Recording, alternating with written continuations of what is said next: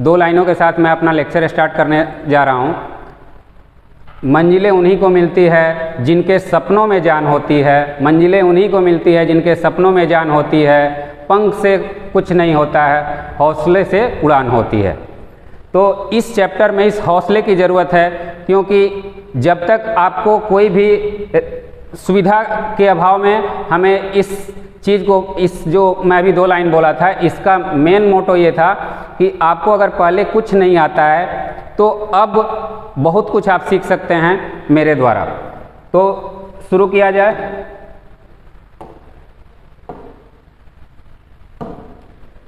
आज का आपका जो लेक्चर का टॉपिक है वो ट्रिग्नोमेट्री है। ट्रिग्नोमेट्री में आपको फर्स्ट ऑफ ऑल हमें जिस टॉपिक पे डिस्कस करना है, जिस टॉपिक पे डिस्कस करना है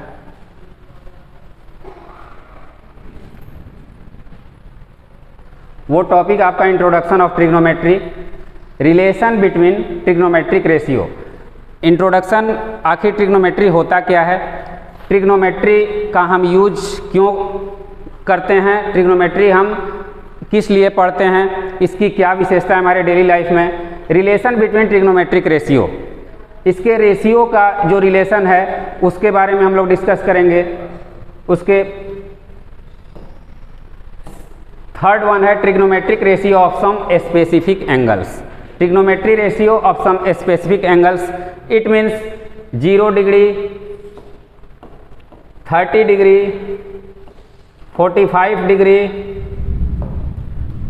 60 डिग्री एंड 90 डिग्री।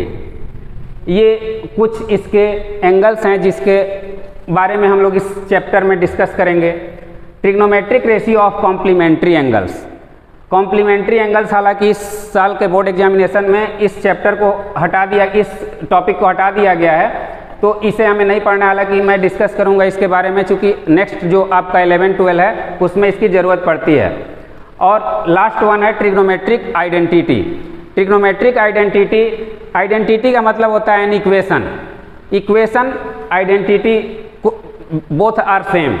तो स्टूडेंट्स, अब हम लोग सबसे पहले introduction of trigonometry,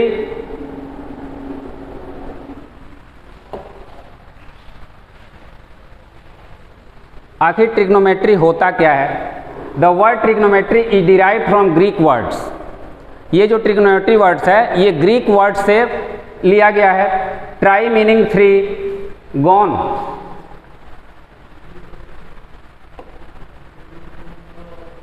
gone meaning sides and matron meanings measures, यानी 3 साइड्स का मेजरमेंट करने को ट्रिग्नोमेट्री कहते हैं। Trigonometry is a study of relationship between the sides and angle of triangle. Trigonometry जो करता है, इसका जो स्टडी हम लोग करते हैं वो एंगल्स और ट्रायंगल्स के रिलेशन के बीच में क्या इसके रिलेशन होते हैं उसकी हम लोग स्टडी करते हैं। ट्रिग्नोमेट्री रेशियो क्या होता है, the ratio of the sides of right angle triangle with respect its acute angle are called trigonometric ratio. Ratio it means right angle के रिस्पेक्ट में आपको एक्यूट एंगल और साइड्स का जो रिलेशन होता है उसके रेशियो को निकालना ट्रिग्नोमेट्री रेशियो कहलाता है। तो सबसे पहले हम लोग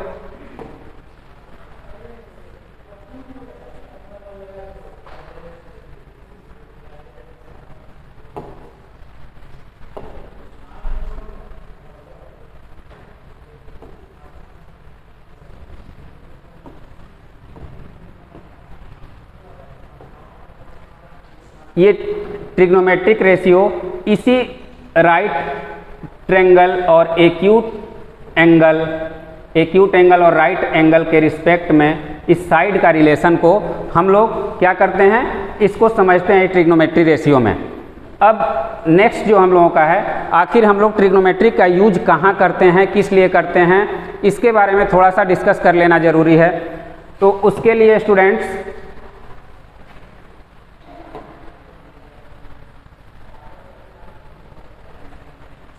जैसे मान लीजिए कि हम लोग कहीं घूमने जाते हैं, तो अगर कुतुब मीनार देखने गए तो कुतुब मीनार का जो हाइट होता है उस हाइट को देख करके हमें पता चलता है कि ये कितना हाइट होगा। तो इस हाइट को मेजर करने के लिए इस ट्रिग्नोमेट्रिक मेथड की ज़रूरत होती है। ट्रिग्नोमेट्रिक मेथड की ज़रूरत होती है बिकॉज बिना इसको हम किसी इंस्ट्रूमेंट से मेजर किए हम इसकी हाइट को कैसे निकाल सकते हैं, इसके हाइट को बिना मेजर किए। तो इसके लिए हमें एंगल्स और एक्यूट एंगल और ये राइट एंगल ट्रायंगल यहाँ पे क्रिएट करना पड़ता है, और उसके लिए यहाँ पे एंगल्स ऑफ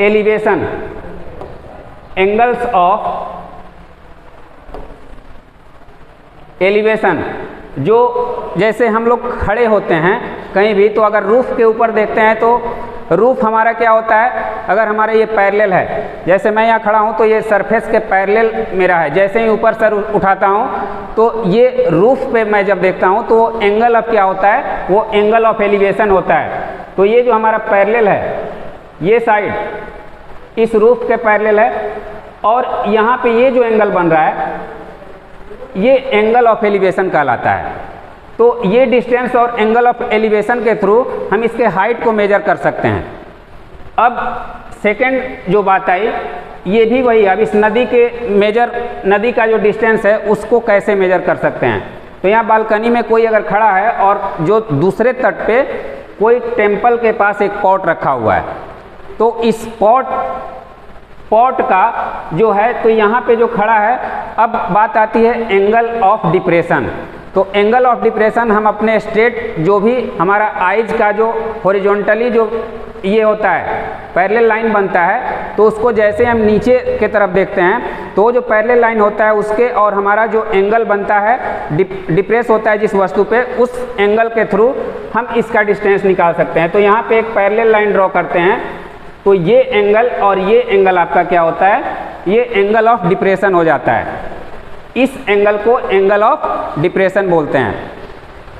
तो स्टूडेंट्स, इस चीज़ से हम लोग इसका डिस्टेंस फाइंड कर सकते हैं, या एंगल मिल गया, हमें इसकी हाइट पता हो सकती है, तो इसके सहारे हम लोग क्या कर सकते हैं, इसका हाइट और इसका डिस्टेंस फाइंड कर सकते हैं। अब यहाँ पे आपको कुछ गुब्बारे दिख रहे होंगे, ये बहुत ही इंटरेस्टिंग है। सपोज कीजिए कोई गुब्बारे बेचने वाला आता है, या गुब्बारा आपको इसी तरीके से आसमान में गैस वाले गुब्बारे को छोड़ा हुआ है, कोई गर्ल्स या बॉयज़ निकलते हैं दरवाजे से और वो देखते हैं कि गुब्बारा उड़ रहा है, वो इंटरेस्ट लेकर के अपने मदर को बुलाते हैं और बोलते हैं देखो चलो गुब्बारा वहाँ पे दिख रहा है। जब तक वो मदर आती है तो उस समय जब बच्ची देखी तो वो गुब्बारे का एंगल ये बन रहा था, और जब उसकी मदर आई और वो दोनों सेकेंड टाइम में देखे तो ये एंगल बन रहा है। तो इट मीन्स ये एंगल दोनों का डिफरेंस एंगल बन रहे हैं, बट हाइट दोनों का सेम है। तो इस फिगर से मैं ये समझाना चाहता हूँ कि यहाँ पे आपको एंगल अगर डिफरेंस हो रहे हैं, हाइट आपका सेम है, तो ये डिस्टेंस भी डिफर कर रहा है। उस समय यहाँ पे था, अब यहाँ है, तो इसको भी हम फाइंड कर सकते हैं, ट्रिग्नोमेट्री के हेल्प से। तो ट्रिग्नोमेट्री बहुत ही यूजफुल है, this is the backbone of mathematics, इसमें कोई डाउट नहीं है। और इसका हेल्प से हम लोग बहुत सारे फील्ड में, मोस्टली जो फील्ड होते हैं इंजीनियरिंग, जो भी हमारे स्पेस रिसर्चर होते हैं, वो इस मेथड का बहुत ही अच्छे तरीके से यूज करते हैं। तो अब नेक्स्ट जो हमारा टॉपिक है वो है आपका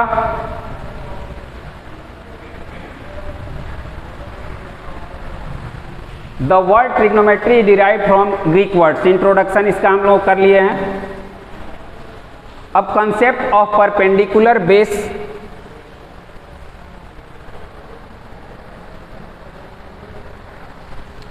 concept of perpendicular base hypotenuse in a right angle triangle. Concept इसका क्या होता है, परपेंडिकुलर बेस और हाइपोटेनियस का कंसेप्ट के बारे में कुछ डिस्कस कर लें। Any acute angle is a right angle triangle is known as the angle of reference. It means angle of reference का जो और राइट एंगल में जो एक्यूट एंगल होता है उसका रिलेशन से हम बेस, परपेंडिकुलर और हाइपोटेनियस को फाइंड कर सकते हैं। सपोज कीजिए कि यहाँ पे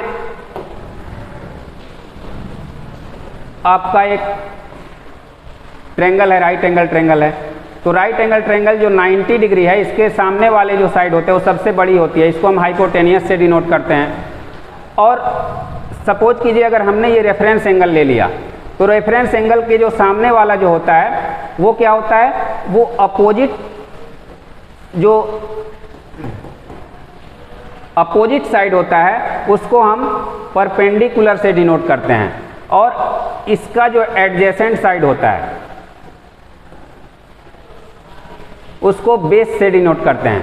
तो अब यहाँ पे रेफरेंस, एंगल ऑफ रेफरेंस जो होता है उसकी बहुत ही महत्व बढ़ जाती है। इसी के आधार पे हम इसका डिसाइड करते हैं कि परपेंडिकुलर कहाँ पे होता है और बेस कहाँ पे होता है। अब सेकंड फिगर में मैं इसका रेफरेंस एंगल अनदर एंगल को ले रहा हूँ, अनदर एक्यूट एंगल को। तो इसके थ्रू आपका ये क्या होगा, ये जो है आर क्यू यहाँ पे परपेंडिकुलर हो जाएगा। ये तो ऑटोमेटिकली आपको जो ट्रेंगल का इनइक्वालिटी जो आप लोग पढ़े होंगे कि बड़े एंगल के सामने वाले का जो साइड होता है वो हमेशा बढ़ता है, तो ये कांस्टेंट रहता है, ये चेंज नहीं होता है। राइट एंगल में हाइपोटेनियस चेंज नहीं होता है। तो ये परपेंडिकुलर हुआ और ये बेस हुआ, क्यों? क्योंकि ये आपका रेफरेंस एंगल से सटे हुए एडजेसेंट एंगल है। थर्ड वन इसी तरीके से है, इसमें भी कोई खास ये नहीं है। इसमें आपका ए, बी और सी, ये तीन आपके एंगल हैं। तो अगर रेफरेंस एंगल हमने इसको ले लिया तो फिर इसके थ्रू हमारा ये क्या होगा, ये परपेंडिकुलर हो जाएगा। ये एडजेसेंट है तो ये क्या हो जाएगा, बेस हो जाएगा। सॉरी, ये बेस नहीं होगा, ये बेस होगा आपका, और ये हमारा क्या हो जाएगा, ये आपको हाइपोटेनियस हो जाएगा। तो आपने अलग अलग ट्रेंगल के अलग अलग तरीके का जो शेप है उसके आधार पे आपने समझा कि किस तरीके से हमको रेफरेंस ऑफ एंगल का यूज करना है। तो नेक्स्ट अब हमारा next 6 types of trigonometric ratio है। तो स्टूडेंट्स, जो ये एक्यूट एंगल के बारे में और इसके साइड्स का जो रिलेशन है, इसके बाद हम लोग ट्रिग्नोमेट्री रेशियो के बारे में डिस्कस करेंगे। तो आज के क्लास में बस इतना ही। So that's all students, bye bye.